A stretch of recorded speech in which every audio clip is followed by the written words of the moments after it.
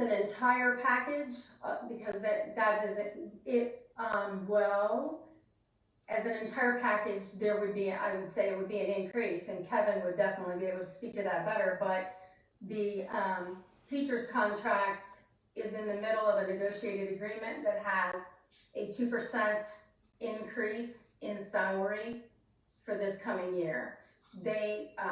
You will enter into negotiations for the following year. So there is a 2% built into the 2020-21 school year, and then there'll be contract negotiations with both classified and certified. So the classified negotiated agreement has a 2.5. That is all of our food service, transportation, all of the classified personnel, and the teachers, certified staff have a 2% built in for this year. And am I correct, Mr. Hawley, that's a forecasted increase? If there's a positive number there, it's part of the forecast. In other words, it's not an unforecasted increase, and it's a little difficult to look at the whole package if you're talking about some remain the same, some have an increase. Is that correct? Yeah, so I mean, even if you look at the forecast, it's going to be difficult to see what the total increase is because we've made cuts in personnel at this point in time, so you can't look at the forecast to extrapolate that. So if that's a number that you would like, Mr. Doherty, I can look into getting that for you. I don't have that off the top of my head. But what would we end tonight? I'm sorry? I said, why don't we see where we end tonight? Sure. Additionally, Mr. Doherty, the contracts that are being approved for teachers specifically do not include any staff member that's on continuing contract. So this attachment does not it does not identify every teacher in the district. Those are on continuing contract are not represented here. And administrators are on a 2-year contract, and so some are up, some are not up. Correct. Some are in the middle of a contract, some are new. So because of the way contracts work, it would this attachment would not be representative of staffing. So I'm sorry. So going back to administrative contracts, I apologize for being so clueless. I see 3 main groups of employees, and tell me if this is correct. There's teachers, there's classified employees, and there's administrators. The teachers and classified employees are on contracts that essentially renew at the same time across the board. No, they're on different. They're on different cycles. So some teachers get a 1-year contract, some get a 2, some get a 3, depending on how long they've been with the system, their experience, their evaluations, their work in their buildings, a wide variety of things, the collective bargaining agreement. So if they're up for contract, if their contract is expiring, then we bring forward a recommendation for an additional contract. Go ahead. I'm sorry. When we renegotiate contracts with the teachers union as a whole, or with teachers as a whole, how does that then affect each individual contract going forward? It will affect the percent raise that they would get. So if you negotiate a contract for 1% raise, when their contract comes up, or each year then is a 1% growth on a contract. Perfect. So, I mean, essentially, go ahead. I said that you've explained what I need to know. Okay. Now, how apply to the administrative contracts that we're discussing right now? Are administrative contracts also negotiated simultaneously going forward, or do we have 30 different contracts with 30 different people that have to be negotiated individually? We only have we have 2 unions. So there's the classified union, the teachers union, those are contract negotiations. Our administrators are not a member of a union, so we bring that to the board for recommendations for increases if we feel we need to do that, or if the board would like to entertain the notion of giving raises to the administrators. There's also, we do have the 4th group, we do have another group probably for another day to explain all this, but It's the exempt staff. So our school psychologists, our administrative assistants in the buildings or in the central office, board office, those folks who are privy to confidential information that may not be a part of a union, they are called exempt. And so they are kind of like administrators. We bring forward a recommendation for you to consider to increase their salary. If you do not make a motion to increase the salary for exempt or administrators, they stay flat. And what we're discussing today is keeping the salary flat and not making a recommendation for the few administrators whose contracts are expiring.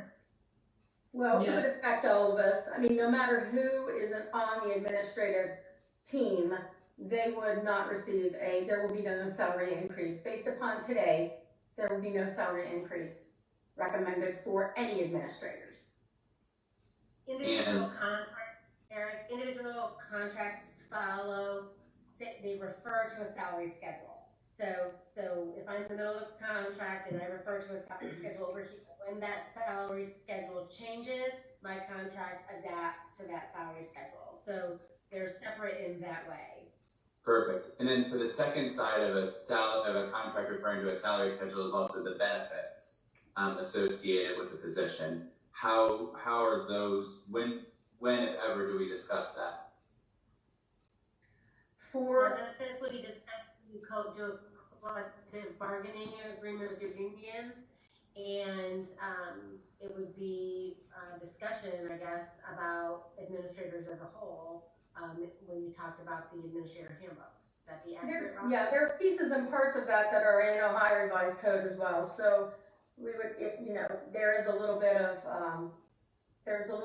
guidance provided through Ohio Revised Code for what those things look like as well. And my point is, it's very hard as somebody who's walking in today to say, "Oh, sure, okay, great." I understand. Typically, we don't. That you've walked into the absolute largest personnel agenda of any month of the year is May, because that's when we do all contracts recommendations. So it is unfortunate. Yeah. I mean, you've got it all. Yep. Thank you, Robin. Yeah, you're welcome. Other question? Maybe one for Amy, but this is a complicated little package here. There's a lot of moving parts to it.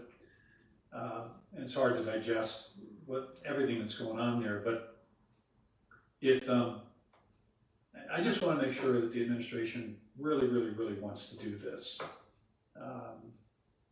If you had a future where there was no levy this year, there was no levy next year, and Kevin's given us a little bit of insight into what that looks like financially, would you be making the decision now to do what you have in this package? I'm asking you for, to make a call based on a theoretical context. I'm going to answer the question that I think you're asking, so if I miss the mark, then re-ask it. So when we are looking at our teacher recommendations, these are the recommendations for individual contracts are based on teacher evaluation and recommendations from our principals. We have already managed we've already made the staffing cuts related to the failures in the levy to manage into the reduction moving forward in the forecast. So the answer from the teachers is yes. Classified, same answer.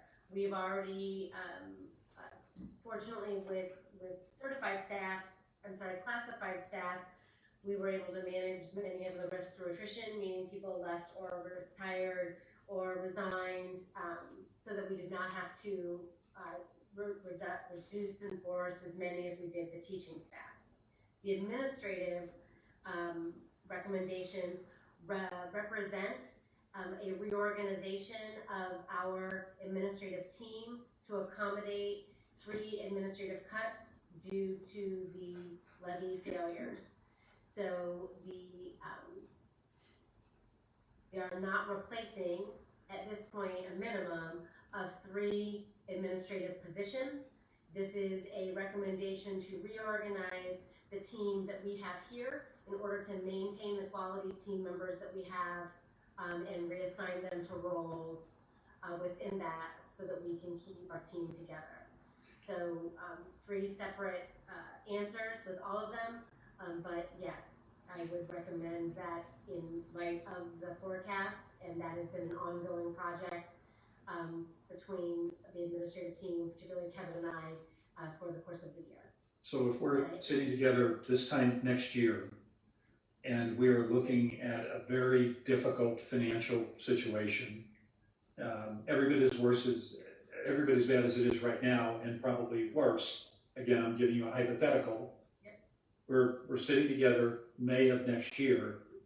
Are you going to feel that okay that we made a yes decision on this today, or do you have any shred of concern that you might sit there a year from now and go, God, there's some of that I'm not sure I should have done?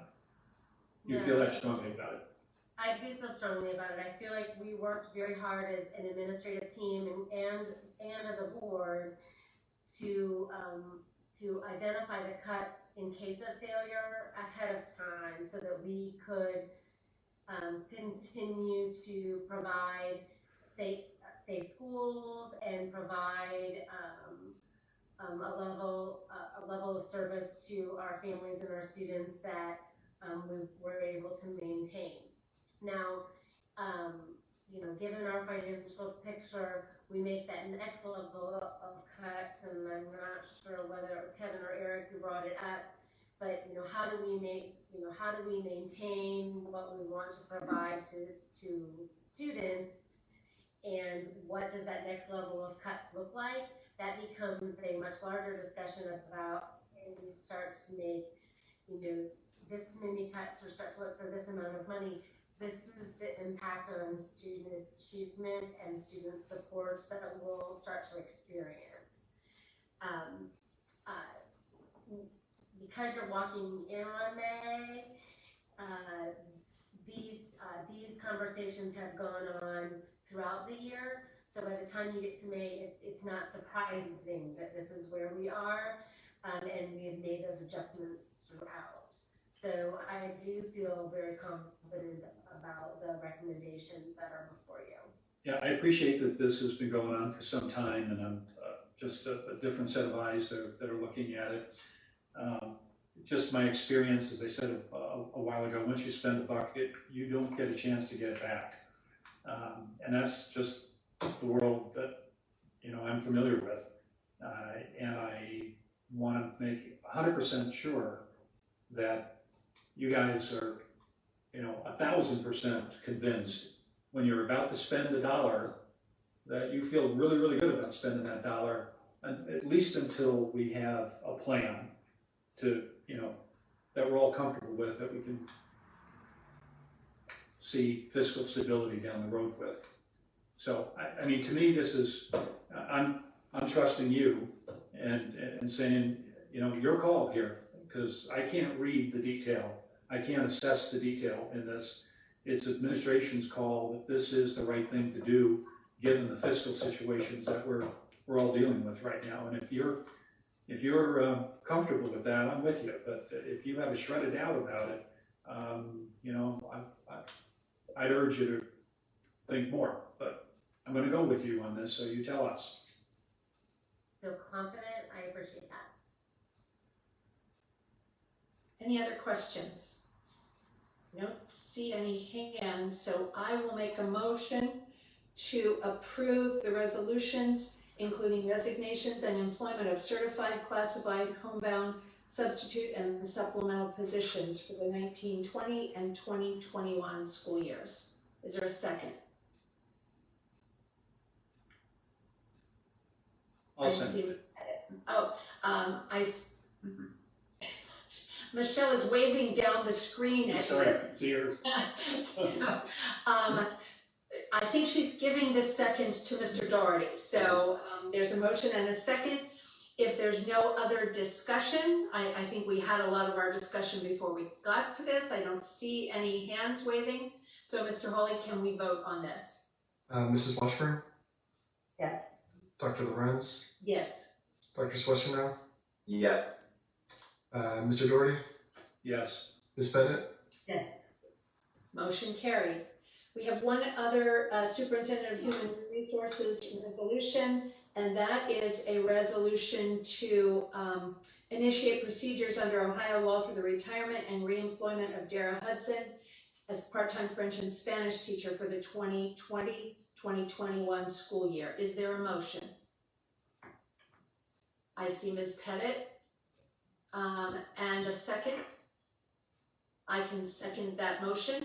I will simply point out that this is the beginning of the process. This is not the final resolution on this process. The Ohio law states that if you are considering the rehiring of a person who has retired, there needs to be a public hearing for that. And so these pieces under this resolution are setting up that hearing. There will be another resolution before there is a vote to rehire Dara Hudson. Are there any questions? Kathy, my understanding is that this is kind of a unique situation because what we're trying to do is to fill both French and Spanish, and that's the combination of those skills is a little hard to come by, and we don't need a full-time person. I see Robin nodding. That's correct.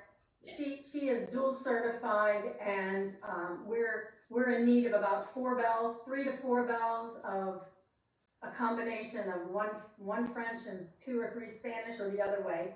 And she is willing to come and help us out for a year, and it is a cost-saving measure. While we have that option to do retire, rehire for teachers, we take that very seriously, and we want it to always be in the best interest of the district and the teacher and the students, and to be cost effective. So it's not, since I've been here, we have not recommended a teacher to be retired, rehired. This is the first time. It's a unique situation, and we consider them case by case. Any other questions? All right, then can we vote on that, Mr. Hawley? Dr. Lorenz? Yes. Ms. Pettit? Yes. Dr. Swetchenow? Yes. Mrs. Washburn? Yes. Mr. Doherty? Yes. Motion carried. At this point, unless there is any other business which I have missed, it would be appropriate for this board to consider entering into executive session, and I'll read that in a moment. I don't see anybody waving to say that we've missed anything that was on the agenda, because once we go into executive session, we hope that the link will hold. And then what we will do is we will leave the Zoom meeting for executive session, and then we will come back into the Zoom meeting once executive session is over, but we will come back into the Zoom meeting merely to entertain a motion to adjourn. There would be no other business that would come before the board after the executive session. That's just for the point of view of our audience. And so I don't see anything else that we need to cover. So at this moment, we would entertain a motion to enter into executive session to review negotiations with public employees concerning compensation or other terms or condition of their employment. Is there a motion? I see Ms. Pettit. Is there a second? I can second that. I see Dr. Schwetzen now. I can pronounce it when I'm not on the spot. So we have a motion and a second to go into executive session. Can we have a vote on that, Mr. Hawley? Ms. Pettit? Yes. Dr. Swetchenow? Yes. Mrs. Washburn? Yes. Mr. Doherty? Mr. Doherty, I think you're on mute still. So sorry. Yes. Okay. Thank you. And Dr. Lorenz? Yes. So motion carried. I have us going into executive session at, let's see, my computer, 9:25. And that's what everybody else has, but going into that. So we will leave the Zoom meeting, and go into a separate executive session.